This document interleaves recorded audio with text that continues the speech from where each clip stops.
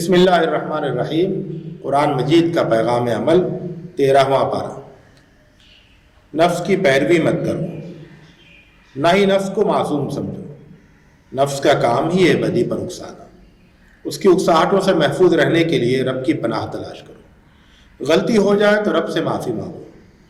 دنیا کی ساری دولت اور بادشاہت مل جائے تب بھی یہ نہ بھولو کہ آخرت کے مقابلے میں دنیا کی بڑی سے بڑی دولت ہیچ ہے، اور آخرت ان کے لیے ہے جو ایمان لائیں اور اللہ کی ناراضگی سے بچیں۔ مومن کی شان یہ ہوتی ہے کہ وہ احتیاط کے سارے تقاضے پورے کرتا ہے، مگر اس کا بھروسہ اللہ ہی پر رہتا ہے۔ اسے یقین ہوتا ہے کہ وہی ہوگا جو اللہ کو منظور ہوگا۔ مومن کی سیرت کا حسن پائیدار ہوتا ہے، حالات کے ساتھ ساتھ اس میں اتار چڑھاؤ نہیں ہوتا۔ یوسف جیل جانے سے پہلے بھی، جیل کے اندر بھی، اور تخت سلطنت پر بیٹھ جانے کے بعد بھی کبھی احسان کی بلندیوں سے نیچے نہیں آئے۔ یوسف کے باپ کا صبر بھی بے مثال تھا۔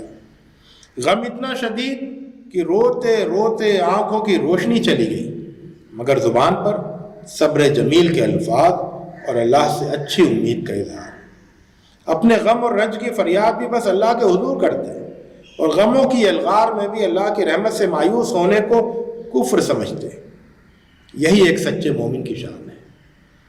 اللہ سب سے بڑھ کر رحم فرمانے والا ہے۔ وہ گناہوں کو معاف کر دیتا ہے، چاہے وہ کتنے ہی سنگین ہوں۔ اس سے محبت کرنے والے بندے بھی اسی صفت کے حامل ہوتے ہیں، اور بڑی سے بڑی زیادتی کو معاف کر دیتے ہیں۔ یوسف نے اپنے حالات کی بہتری کو اللہ کا فضل قرار دیا، اور بھائیوں کی دشمنی کو شیطان کی شرارت قرار دیا۔ مومن کی نگاہ اسی طرح حقیقت شناس ہوتی ہے۔ وہ جانتا ہے کہ اس کا اصل محسن کون ہے اور کون اصل دشمن ہے۔ مصر کے تخت سلطنت پر بیٹھنے کے بعد بھی یوسف کی الہیت اور خدا سے تعلق دیکھنے کے قابل ہے۔ اعلانیہ اعتراف کرتے ہیں کہ ان کے پاس جو بھی اقتدار اور علم ہے وہ رب کا دیا ہوا ہے۔ زمین و آسمان کا اصل بادشاہ اللہ ہی ہے۔ دنیا اور آخرت میں میرا ولی اور سرپرست اللہ ہی ہے۔ دعا کرتے ہیں کہ مرتے دم تک اللہ کا فرما بردار بنے رہیں۔ تمنا کرتے ہیں کہ آخرت میں صالحین کی رفاقت نصیب ہو، کیونکہ اللہ کا قرب بادشاہوں کو نہیں، نیک لوگوں کو حاصل ہوگا۔ عقل مند بنو اور قرآنی واقعات سے عبرت و نصیحت حاصل کرو۔ یہ سچے واقعات ہیں۔ یاد رکھو، یہ قرآن ایمان والوں کے لیے ہدایت اور رحمت کا سرچشمہ ہے۔ عقل سے کام لو اور آسمان و زمین میں ہر طرف پھیلی ہوئی نشانیوں پر غور کرو۔ یہ نشانیاں گواہی دیں گی کہ ایک دن سب کو اپنے رب کے سامنے حاضر ہونا ہے۔ اگر اللہ نافرمانیوں پر فوراً گرفت نہیں کرتا ہے تو دھوکے میں نہ پڑو۔ جو لوگ سرکشی اور نافرمانی کی روش پر چل رہے ہیں اور ان کی پکڑ نہیں ہو رہی ہے، وہ یہ نہ سمجھیں کہ کوئی دیکھنے اور پکڑ کرنے والا نہیں ہے۔ ایک ایک چیز کی اللہ نگرانی کر رہا ہے، وہ دن کے اجالے میں ہو یا رات کی تاریکی میں۔ اگر برے انجام سے بچنا چاہتے ہو تو اپنی حالت درست کر لو۔ اللہ اسی قوم کو سزا دیتا ہے جو بہت بگڑ جاتی ہے، اور جب اللہ سزا دیتا ہے تو کوئی بچانے والا نہیں ہوتا ہے۔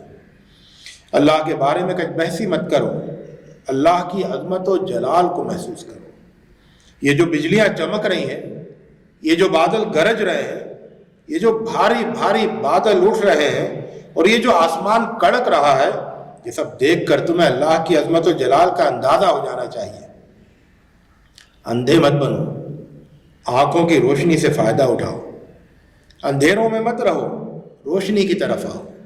آسمانوں اور زمین کے رب کو چھوڑ کر انہیں مت پوجو جو خود اپنے معاملے میں بھی بالکل بے بس ہوتے ہیں۔ باطل کو بظاہر غالب ہوتے دیکھ کر خوفزدہ مت ہو جاؤ۔ باطل کی مثال تو جھاگ جیسی ہے۔ باطل کا حق سے مقابلہ ہوتا ہے تو باطل جھاگ کی طرح اڑ جاتا ہے۔ رب کی پکار پر لبیک کہو، تمہاری بھلائی اسی میں ہے۔ جو لوگ رب سے سرکشی کریں گے وہ دنیا کی ساری دولت دے کر بھی اللہ کے عذاب سے نہیں بچ سکیں گے۔ عقل سے کام لو اور نصیحت قبول کرو۔ اللہ نے تمہیں بینائی دی ہے، اس سے فائدہ اٹھاؤ۔ یہ سمجھنے کی کوشش کرو کہ اللہ نے جو نازل کیا ہے وہی حق ہے۔ اللہ سے کیا ہوا عہد پورا کرو۔ کسی بھی حال میں اسے توڑنے کا خیال دل میں نہ لاؤ۔ اللہ نے جسے جوڑنے کا حکم دیا ہے اسے جوڑو، اپنے رب سے ڈرو اور حساب کے برے انجام سے بچنے کی فکر کرو۔ اپنے رب کی رضا تلاش کرو، اس کی راہ میں صبر کرو، نماز قائم کرو، اللہ نے جو دیا ہے اسے اعلانیہ اور پوشیدہ خرچ کرو، برائی کا علاج بھلائی سے کرو، صبر کا دامن تھامے رہو۔ اپنی اصلاح کے ساتھ ساتھ اس کی بھی فکر کرو کہ تمہارے والدین، تمہاری بیویاں اور تمہاری اولاد بھی اچھے اور نیک بنے، تاکہ جنت میں تم سب کو ملنے اور ساتھ رہنے کا موقع مل سکے۔ اللہ پر ایمان رکھو اور اللہ کی یاد میں دل کا سکون تلاش کرو۔ تمہیں دل کے سکون کی دولت صرف اللہ کی یاد میں مل سکتی ہے۔ ایمان کی حفاظت کرو اور اچھے کام کرو، خوش نصیبی تمہارے ساتھ رہے گی۔ لوگوں کے سامنے اللہ کی کتاب پیش کرو اور جھٹلانے والوں کی پرواہ مت کرو۔ طے کر لو کہ مجھے تو بس اللہ کی بندگی کرنی ہے، اسی کی طرف میں بلاتا رہوں گا، اسی کی طرف مجھے پلٹ کر جانا ہے۔ میرے پاس علم کی روشنی آ گئی ہے، اب میں کسی کی خواہش کی غلامی نہیں کروں گا۔ تم پر اللہ کی نعمتیں اتنی ہیں کہ تم شمار نہیں کر سکتے۔ اللہ کی نعمتوں کے تقاضے پورے کرو۔ تمہارے رب نے آگاہ کر دیا ہے کہ شکر ادا کرو گے تو وہ تمہیں اور زیادہ دے گا، اور ناشکری کرو گے تو اس کی سزا بہت سخت ہوگی۔ یاد رکھو، ساری دنیا مل کر بھی ناشکری کرے تو اللہ کا کچھ نہیں بگڑتا ہے، لیکن ناشکری کرنے والے بڑے خسارے میں رہیں گے۔ سچے اہل ایمان راستے کی تکلیفوں سے نہیں گھبراتے، وہ اللہ پر بھروسہ رکھتے ہیں اور ہر تکلیف پر صبر کرتے ہیں۔ انہیں یہ خوشی ہوتی ہے کہ اللہ نے انہیں ان کا راستہ دکھا دیا ہے۔ دنیا میں تم کتنے ہی کمزور ہو اور باطل کا لمبردار کتنے ہی طاقتور ہو، تم ان سے مغلوب نہ ہو جاؤ۔ قیامت کے دن وہ جہنم میں پڑے ہوں گے اور تمہارے کچھ کام نہیں آئیں گے۔ شیطان کی پیروی مت کرو، قیامت کے دن وہ تمہاری ہنسی اڑائے گا کہ تم نے بیوقوف بن کر اس کی بات سن لی تھی۔ کلمہ طیبہ کی اہمیت کو سمجھو۔